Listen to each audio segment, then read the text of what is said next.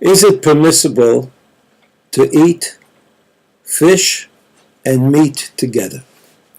So the Gemara says that there's a sakana involved, that there's danger involved, I guess danger to your health, and generally that's the minhag that the Jews have followed.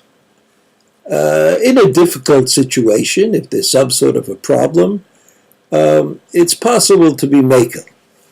But everybody knows that the Chassam Sofer, in the Tshuvos, in the responsa that he wrote, Yeridei Kuf Aleph, pointed out that minhag avoseinu Torah.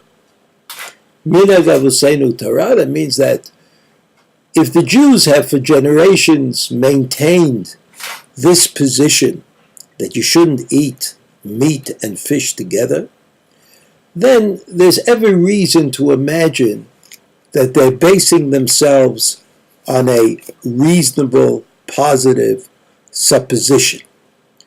And this was not accepted by all. The Rashash in Chulin, in the Chulin Daf Tzadi Zayin Amud Aleph, says that it's only about the fish that the Gemara specifically mentions, that the Gemara specifically mentions, not about fish in general. About this matter of minhag avoseinu Torah, the Ramah mentions it in Siman Pei Tet. The Mechaber and the Ramah discuss whether you can use the same knife to cut the bread for a fleishik meal and for a milchik meal. And after the discussion, where it seems that there's reason to think that you can, even though there might be some reason to avoid that, the Mechaber, the Ramah says, Kvar nagu kol Yisrael liot lem shnei sakinim. But the minhag in Yisrael is to have two bread knives, and to use a fleishik bread knife for a fleishik meal and a milchik bread knife for a milchik meal. V'loshom echad mehem sheyeh lo heker. And he says the way we do it is we make some sort of a sign on one of the knives, and that way we know that that one is, well, the way we do it is we make a sign on the milchik knife usually.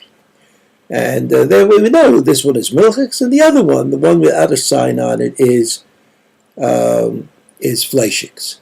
And he ends this. He says, "V'na'agulu shom shel chalav." That's what the Ramah says, that you make the sign on the milchik knife. You always make the sign on milchiks, like you have milchik silverware and fleishik silverware. So if they look differently, so they look differently. But if they look the same, like if you run an institution, then usually it's the milchik silverware which we make a siman. We make a sign on the milchik silverware to distinguish it. And then he goes on, and the Ramah ends by saying, "Ve'ein lishanot minhag Yisrael," that you don't change a minhag. That means if the minhag is well established, for example, that we don't eat meat and fish together, that's what our grandparents did and our great-grandparents, then we follow the established minhag. Because one never knows.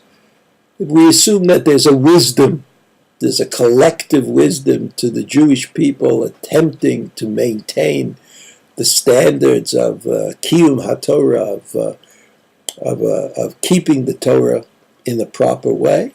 Then there's every reason to imagine that what we've done on the collective level is something that had to be done.